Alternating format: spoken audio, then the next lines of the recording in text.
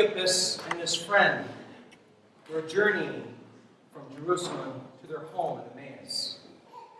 That whole sense of journey, going somewhere, movement. And as they were journeying, they were talking with each other.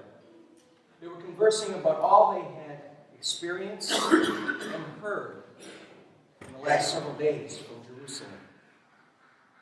Some of it was painful, disappointing.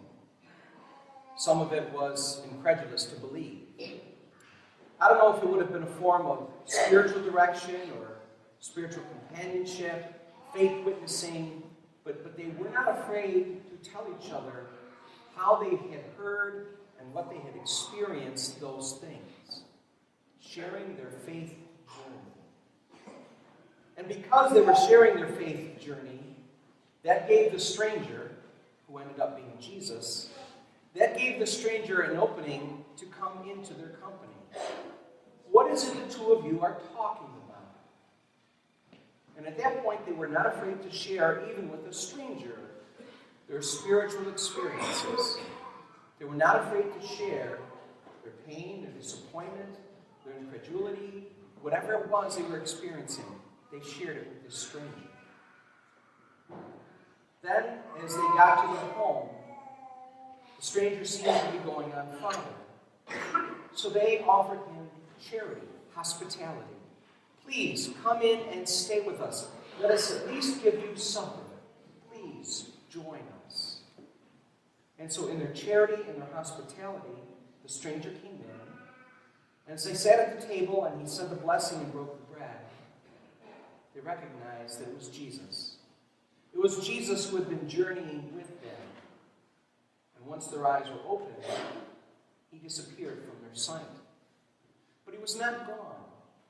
Because then they shared with each other, were not our hearts burning within us as he told us the scriptures, as he gave us a homily about it, as he catechized us about it? And they took those burning hearts back to Jerusalem to tell everybody what they had experienced. Again, sharing their story. It is about our journey, and it is about sharing our stories. Wherever we are on the journey, Christ is with us. And sometimes in the sharing, others can recognize him. And sometimes in the sharing, we recognize him more fully. The following is a true story. The names have been changed to protect the innocent and the guilty. When I was stationed at Immaculate Conception Church in Ithaca, the pastor of long-standing, Father Bernie Cargis, of happy memory, was preparing to move to another parish.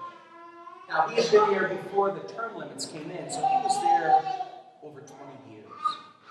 And so people were questioning, what are we going to do without him? So one of the parishioners, Annette, shared a story from her experience.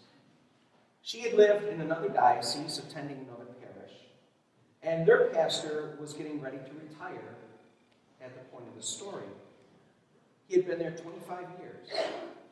And so, as he's preparing to retire, people are saying the same kind of thing. What are we going to do? He's been here so long. He baptized me. He married me. He baptized my kids. You know, all those different kinds of stories. So, he's leaving, and they're preparing for the new pastor. So, Annette's friend, Jane, was on the welcoming committee.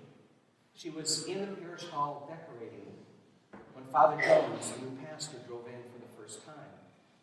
He saw Jane over in the parish hall, and so he walked in and he said, "What are you doing?"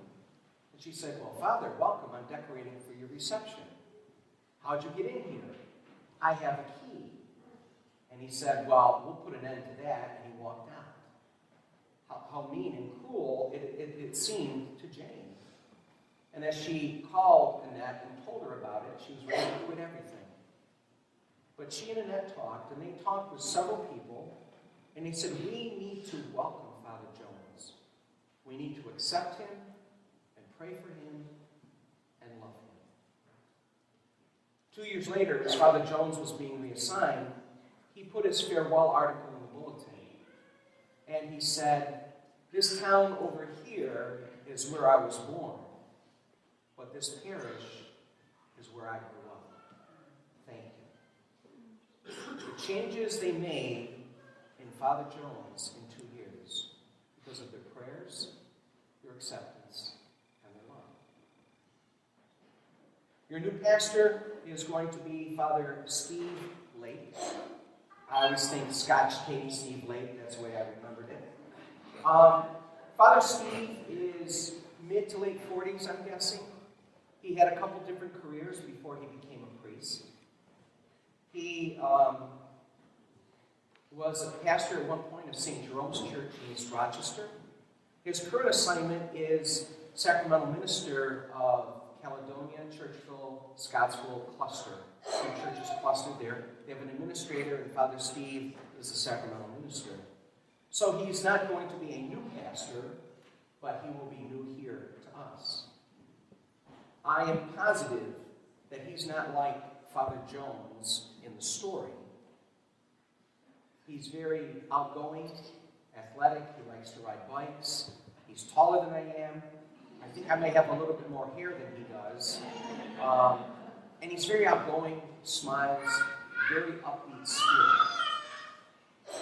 But just like you've done for me, you need to accept him and pray for him and love him.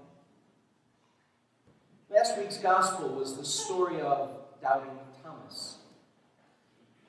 And when you think about Jesus for a moment, Jesus' first miracle was turning water into wine. Imagine sitting down at a table and having a glass of water and looking away, and then when you look back, it is now this deep ruby red color, and it is the most delicious wine you've ever had. In an instant like that, water into wine. Jesus made the deaf hear, the mute speak, the lame walk, the blind see. He raised people from the dead. But what sign did Thomas ask for to know that it really was Jesus? He said, I want to see and touch his wounds. I want to touch the pain of Jesus. That will heal my pain. The pain of disappointment, the pain of loss, the pain of separation. That I thought Jesus was dead. But if I can touch him and his pain, I'll know he's alive. I know that it's real. The disciples journeying to Emmaus were talking about their pain, their disappointment. Jesus was gone. What are we going to do? But yet they both discovered him in the breaking of the bread and the sharing of their story. At the end of June, our paths will be separated. But we will not be separated. Because I will carry you with me in my heart. I love you dearly. And I will always love you. And I'm very grateful for all that you've given me and all that you've done for me. You have helped me grow. You've helped me grow as a human being. You've helped me grow as a priest. And you've helped me grow as a pastor.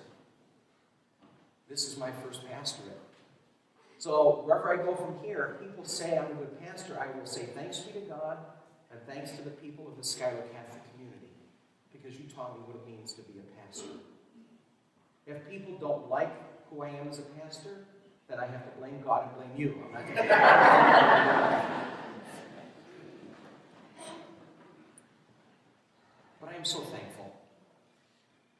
I know that it's not about me, it's about Christ. But I need to talk about this. We need to talk about this and acknowledge this and prepare. And I just thought it was very appropriate that with the readings of last weekend and this weekend, that for me it seemed to fit. That it's about the journey. It's about touching each other's pain and sharing the story and being healers for each other. As I was at convocation this week with the bishop and the priest and administrators of the diocese, a lot of guys have connection to St. Pius X. One of their former pastors used to be head of the diaconal program. So every year he would get a deacon in the parish. And so a lot of guys have served there. So as they've been telling me, oh, it's a great parish, you can experience this, they have that, several of them said they need healing. You'll be good for them. You'll be healing for them. I think it's interesting that as we started our Lenten journey, we focused on healing, praying at the end of the prayers of the faithful for healing with each other, praying for healing through the mission, not only for us, but now I realize that God was preparing me to bring healing to St. Pius X. So I ask you to please pray for them. You know what they're going to go through with me. Please pray for them. But know that I pray for you, and I express my gratitude to God for you. This is a great parish.